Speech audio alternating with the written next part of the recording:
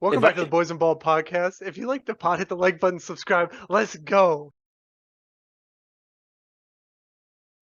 All right, boys. I have to apologize to you. Our editor and uploader is trash.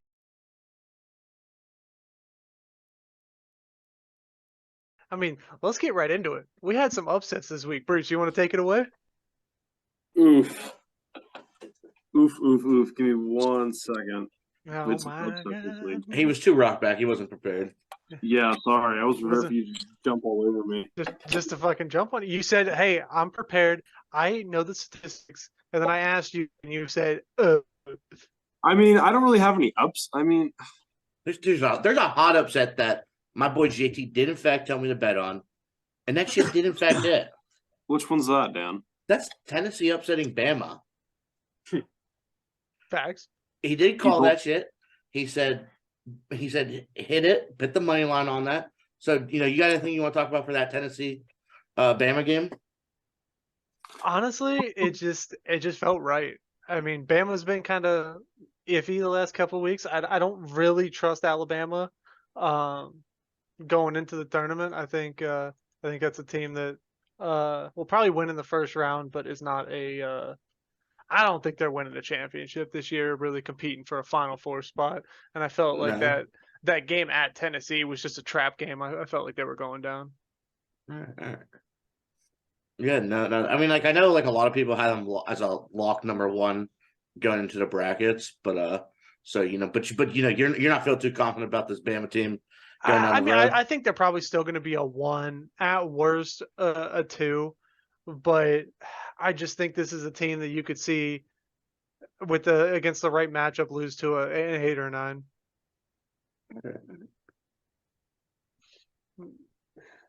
But yeah, I mean, I know Bruce wanted to talk about Ohio State a little bit. Their I last game did. was not fun. Well, I mean, yeah, we played against Purdue, right? And Purdue obviously handled business. Zach Edey got a double-double, 26 points. They won the rebound battle in this game. They really kind of bullied us. The only like bright spot Ohio State really had like in this game against Purdue was we were defending in the post pretty well. We had 6 blocks against their team. Bryce Sensabaugh went 22 and 5.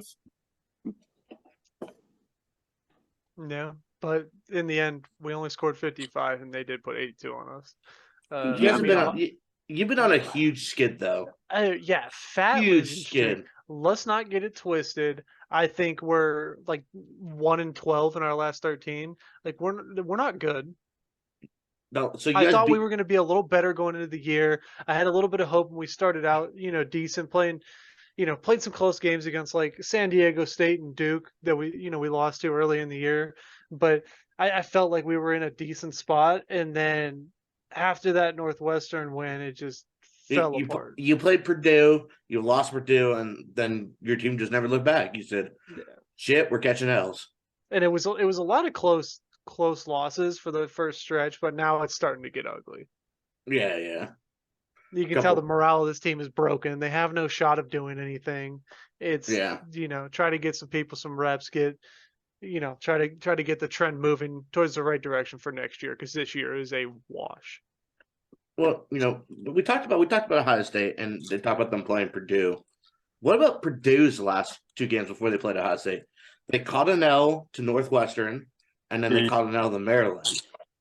I guess those are like 2 games on the road that like we're approaching tournament. Like Northwestern's looking like they're heating up. Yeah, they've been that buzzsaw right now in the Big Ten, just taking people out.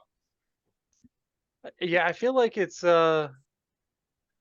been struggles from the guards of Purdue the last couple of games. Not or the last 2 games before Ohio State. Their guards did not play well.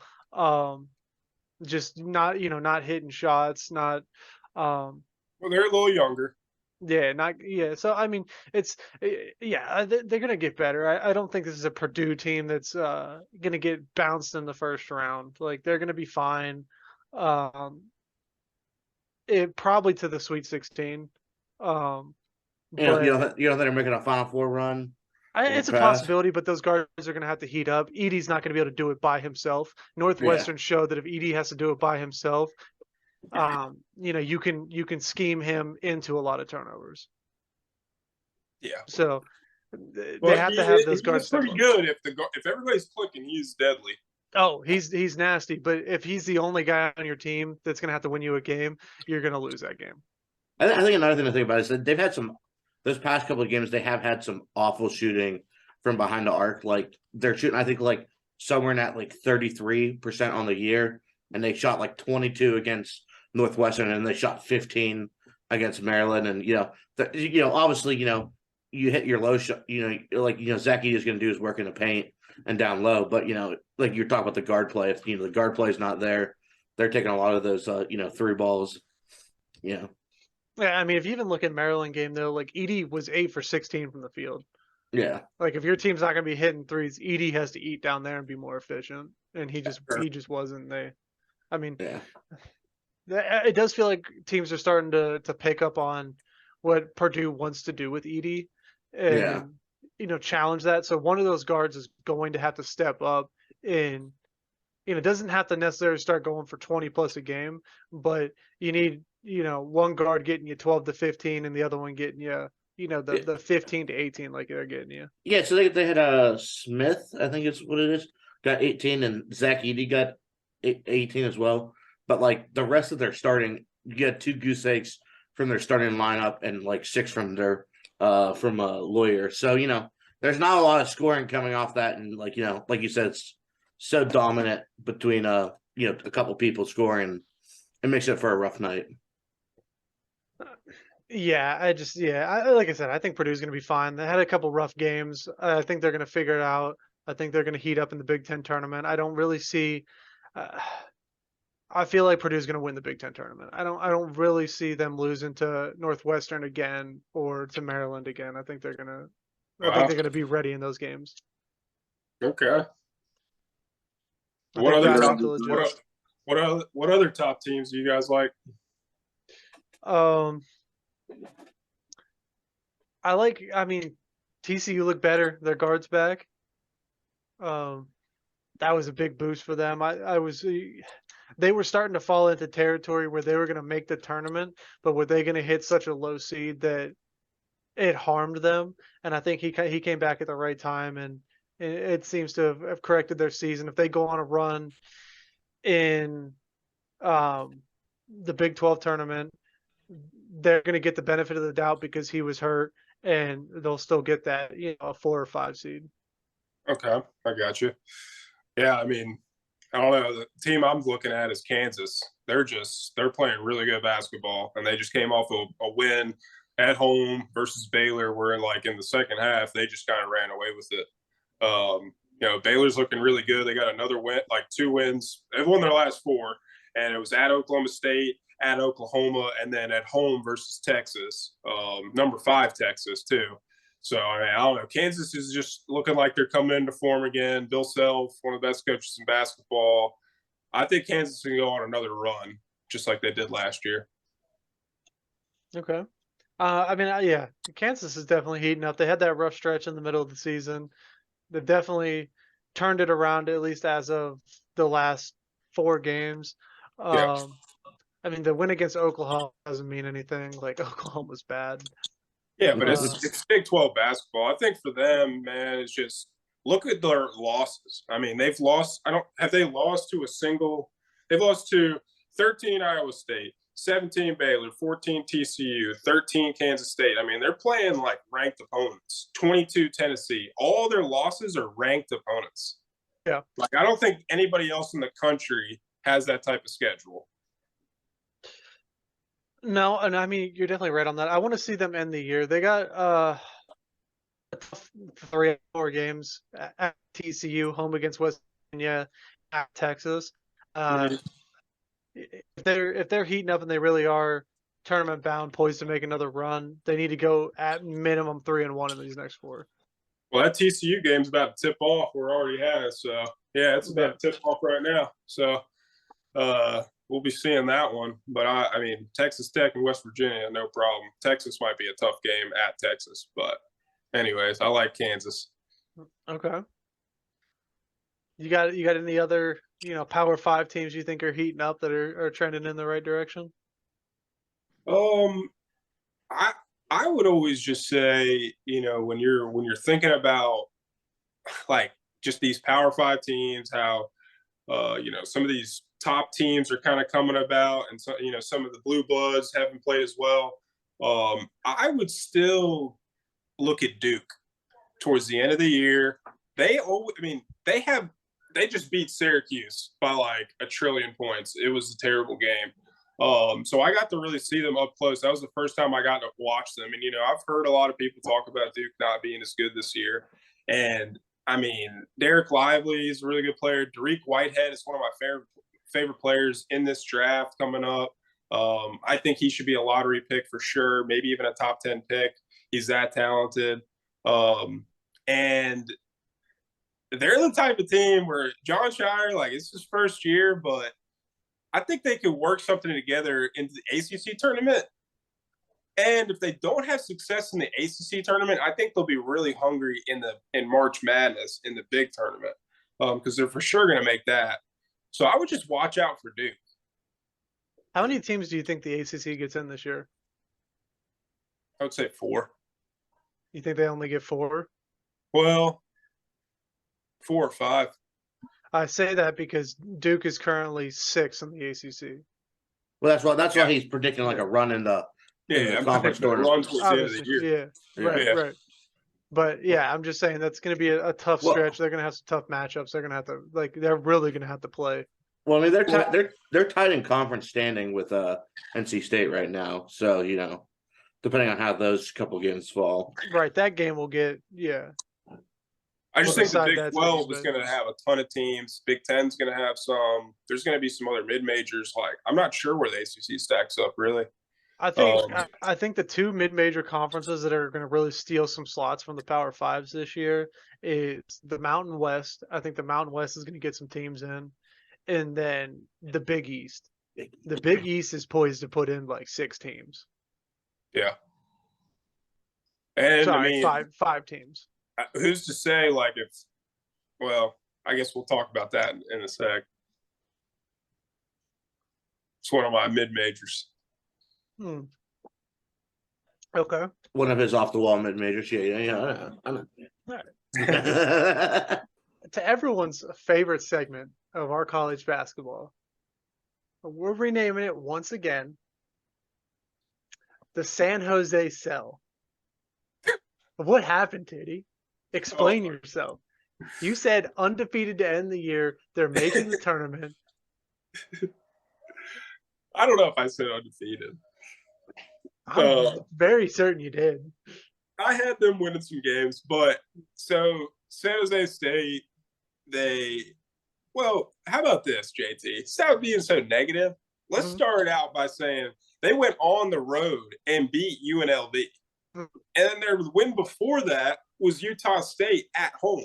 That's 2 good wins. They had that win before the pod. Yeah, but we were talking about that. No, you went 1-1. They went 1-1. They went 1-1 in the week of dominance. You're being so negative about this team. That's my job here. Yeah, you're not aware. And then they played at home, against New Mexico, and they lost by 30. Yeah. So, I actually didn't realize it was by 30. That's actually gross. Yeah, they got 50 points in the first half. Yeah, that's pretty bad. It wasn't their best showing, but New Mexico is a good team. All right, they have a good squad down there. Their next game's at Nevada, your favorite team. So we'll see what happens there. Yeah, we will. I'm saying everybody that's doing this still ride San Jose State. Okay. All right. On to the other teams. Now you fared better with the other teams. You picked Iona. They played absolute trash. But they did go 2-0. Yep. A dub's a dub. I understand. A dub is a dub. Dub's a dub. Does that continue through this week? Yeah, I mean they got at Mount St. Mary's, they have Siena, Marist, and Nat Ryder. Siena at home, Siena's a decent team, and then at Ryder, that could be a difficult one. But I think they'll finish the season with 4 more wins, and Iona's definitely going to make the tournament this year. Yeah, They'll win their conference tournament. They're poised to win their conference tournament. Yeah. Yeah, for sure. So I think that was a really good pick by me. It was an easy one too. Safe pick. It was soft. It was a soft pick. Thank you. We're just gonna move on. Sam Houston State once again, soft pick, but they did go 2-0. You went 2-0. You know, you had to win at Tarleton State, who early in the year gave Arizona State a tough game. So yeah, but now they're 500. That's okay. Don't worry. I like Sam Houston State. That's just a tough conference right now. Southern Utah is pretty good in there. Cal Baptist has players that can give them a chance to make a run. Seattle University's also at the top of that conference. So it will be a tough conference to win out of. But Sam Houston State has the depth, and I like how they play this full court defense. So I don't know. I just think they could be a good tournament team if they make it there. Okay. All right. So, I mean, you went 2 safe picks. You went 1 egregious pick. Your safe picks hit. Your egregious pick blew up in your face. No, what is not blowing up? What do you have? What do you have? Tooty, we expect excellence. We expect excellence. The name of the segment is elite dominance of that week's games. They were not elite. They got blown out at home. Whatever. Who do you got this week? All right. So this week I got 4 teams. I thought I did 4 teams last week, but it's whatever. So my first team is Oral Roberts. I don't know if you remember from Oral Roberts. I think it was 2 years ago they made it in the tournament and beat Texas Tech in the NCAA tournament. Yeah, they're always a solid team in the tournament. They normally play some close games. Yeah, Max Admis, he's one of the best scorers in the country, averaging almost 23 points a game this year. He's pretty much their leader, and they have 2 games left in the season: at South Dakota and now South Dakota State. I don't see them having a problem there, and look for Oral Roberts to maybe be ranked at the end of the year, and especially win their conference tournament. So I think that's a easy pick for anybody. I would definitely take the spread for both matchups they have against South Dakota State and South Dakota. But look for Oral Roberts to make some noise in March. This is their schedule. I think it's too tough. I think their conference as a whole is not that great. If they're going to lose a game in this regular season, it's going to be at South Dakota State, but I don't think it's going to happen. I think they roll all the way through their conference tournament into the tourney. Yeah, absolutely. But I would they might have had some, easy games between their conference, but their losses are to at St. Mary's, the first game of the season, and that was 78-70. At Houston, they got blown out, but then it was at Utah State, lost by 10.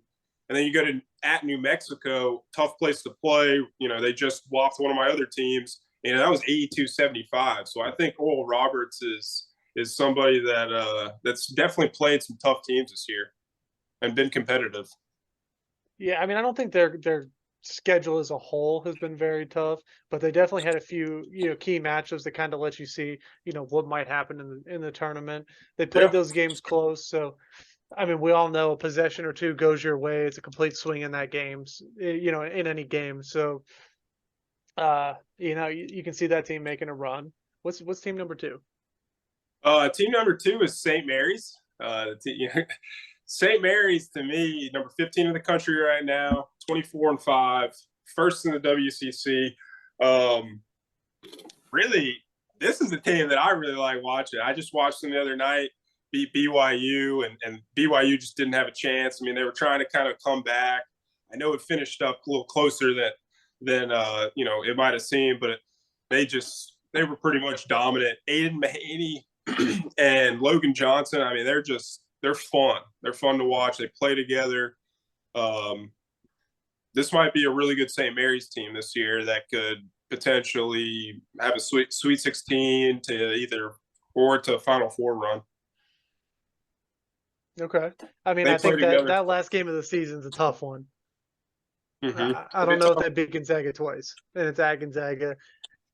I think I really like St. Mary's team this year. I think this is different. This is way different than before. How Gonzaga, used to treat them like a little brother. I think they match up well with them, and they play with more grit. I mean, they play up to you think about it, they're overachieving this year, and Gonzaga's underachieving.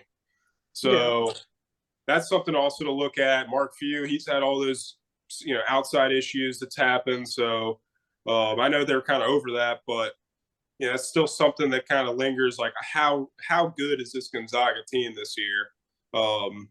So they're definitely not top 5 right now. So we'll see. They're not top 5, but they also haven't had a bad year. They're still rolling at 23-5. It's still a pretty good team. And I mean, St. Mary's might get them in the conference tournament. I just don't know if they get them twice or 3 times in 1 year. I think that these teams are too close for that to happen. They only beat them by 8 in that first game at home. We all know it's harder to play on the road. I do expect Gonzaga to pull out a close win. I'll take the spread on St. Mary's. Hopefully it's high. Hopefully they set it at like 7. They're not. It's going to be a 2-point spread. We'll see. What's your next team? All right. Team number 3 is Liberty University. They're another team where I'm surprised that they haven't been like almost ranked this year. 22-7, first in the Atlantic Sun. Just came off a win against Jacksonville State where they blew them out, and they lost at Kennesaw State. That was kind of a game where an off shooting night. This is another team with, they're led by kind of like Oral Roberts, where they have some experience at their guard position. Darius McGahee, one of the best scorers in the country as well, is averaging 22 a game. He's a smaller guard, but he's an electric guard. He plays with a fast pace, good shooter, really can get inside and make shots inside, even though he's kind of smaller. I think he's around like 5'10", 5'9". But this Liberty team, I expect they have at Queens. We were talking about before the pod. It's kind of funny. They have at Queens and then at home against Queens. So back-to-back the same teams. I honestly, if they beat them at Queens, I mean, they'll definitely beat them at home. Liberty's a pretty good squad. I could see them pulling it out this year out of the Atlantic Sun. I mean, but they are in a tough spot because, you talked about that loss to Kennesaw State. They're tied in conference with Kennesaw State now. Mm-hmm. So if they drop one game, Kennesaw State's schedule the rest of the year is North Alabama and Central Arkansas. I think they win both those games. So Liberty needs to come and play, win both these games if they want to secure the outright conference championship before the tournament. Oh, for sure. But what I'm thinking is they win their conference tournament. Okay, yeah.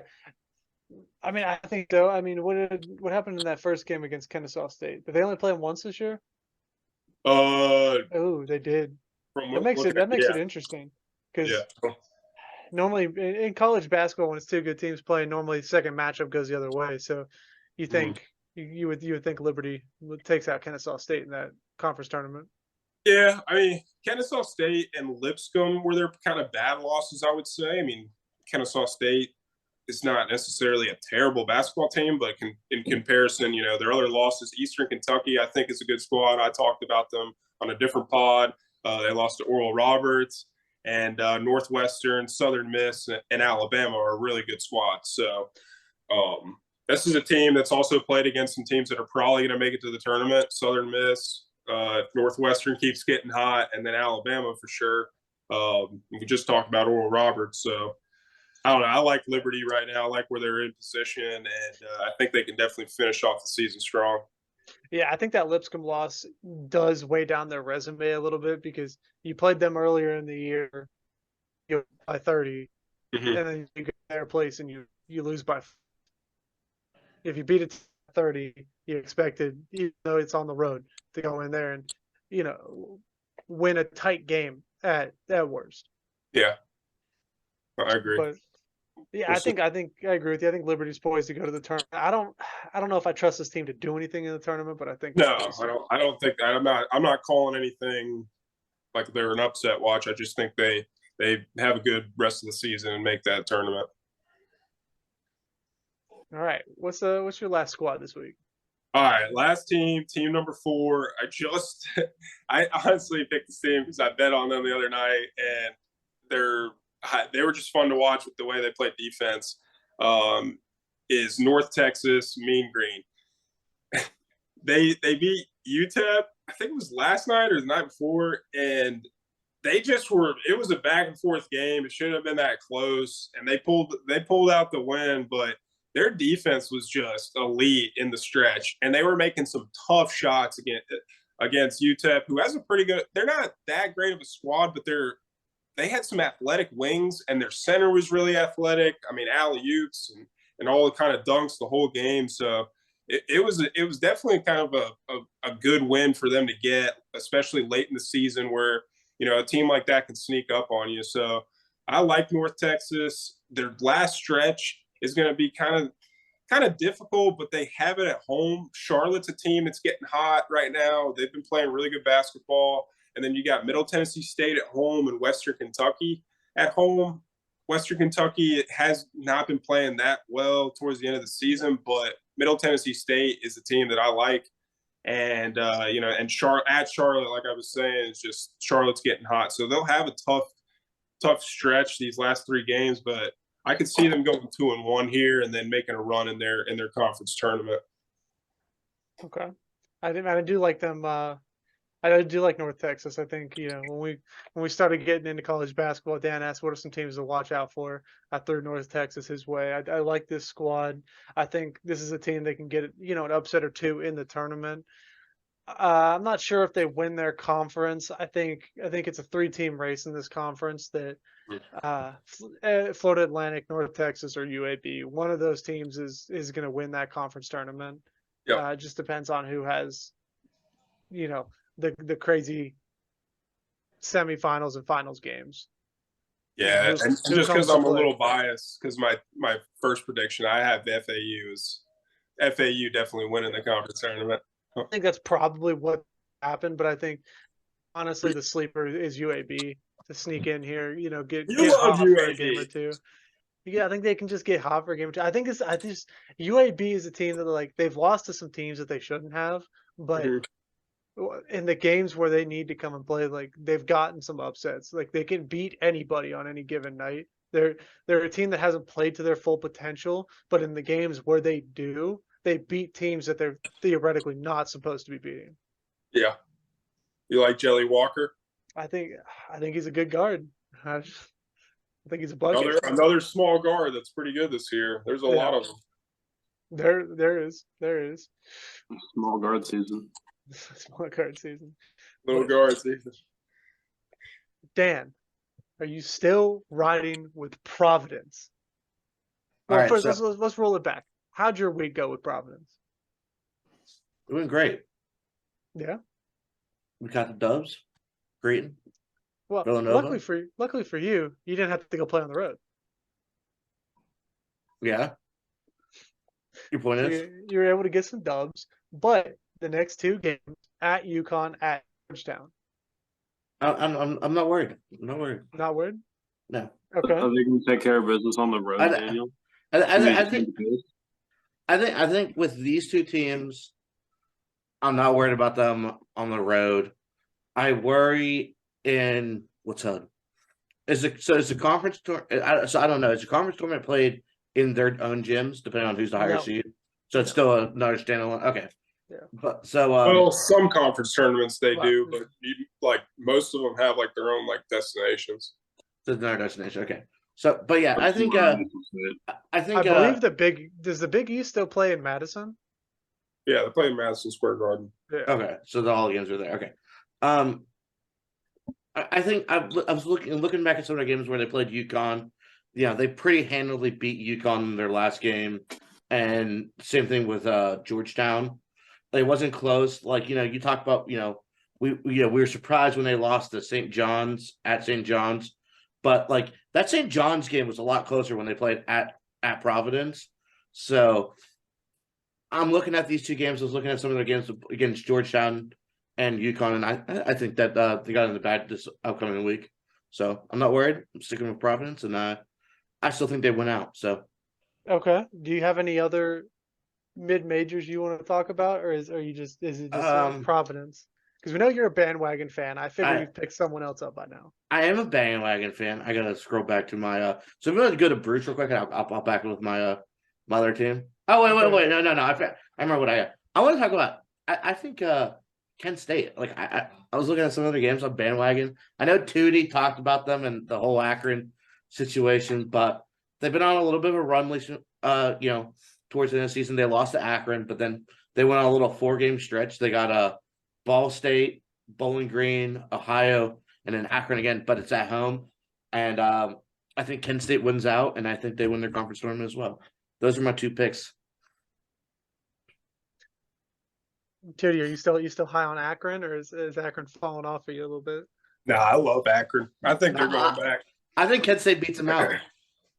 I think the shooting ability for like at the guard spot, and just they have some guys that were already in the tournament last year. That coach, I think it's John Gross, has really built like a little program there in the last couple of years. It's been there, so I like Akron to come out of there. I just wasn't impressed after they got those 2 back-to-back losses where they let Ohio put up 90 on them for Akron. So that's why I got Kent State coming out of the MAC. I got you. Just All right. Bruce, do you have a team you're riding with for this week? Well, I mean, not really. Young Toot said before the podcast we started recording, he had informed me of the blowout loss that Syracuse had just suffered. But it is in fact because you did in fact say next question. So we're blaming you. It is in fact your fault, Mr. John Bruce. Oh, so then it's Providence next question, the next 2 games. I don't know think you can do that. You can't use it for your own gain. No, I can because they're going to be on the road. So it's already that's almost as in stone as me saying next question they're going to lose. Okay. Okay. All right. Yeah. Well, Tootie, Syracuse. I mean, Syracuse is not in a great spot. They really have to make a run here. Next 2 games at Clemson, at Pitt. How did those go?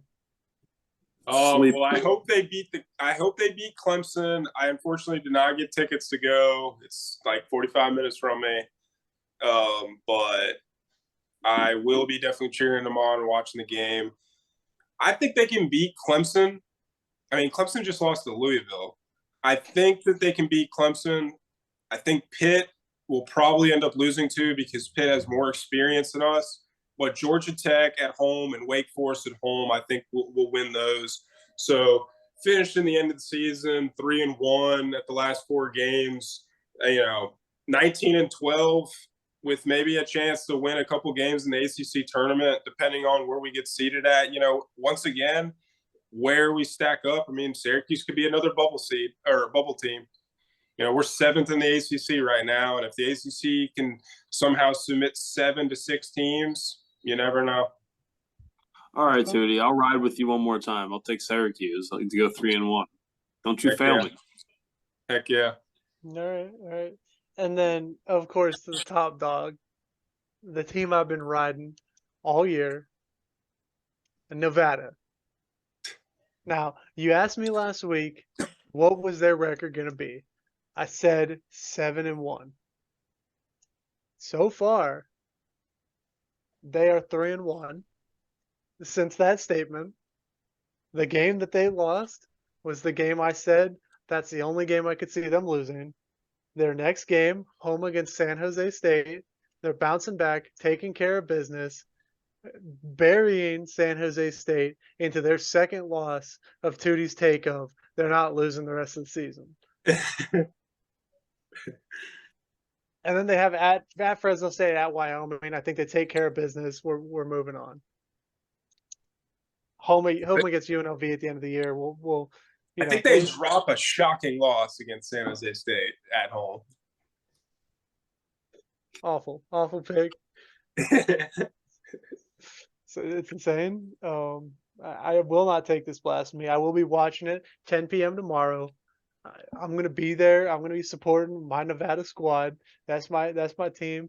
They are on upset alert for the tourney. Watch out for Nevada to send your favorite team home. Okay. All right. All right. Fair enough. And this has been the Boys and Ball podcast. If you like the pod, hit the like button, subscribe.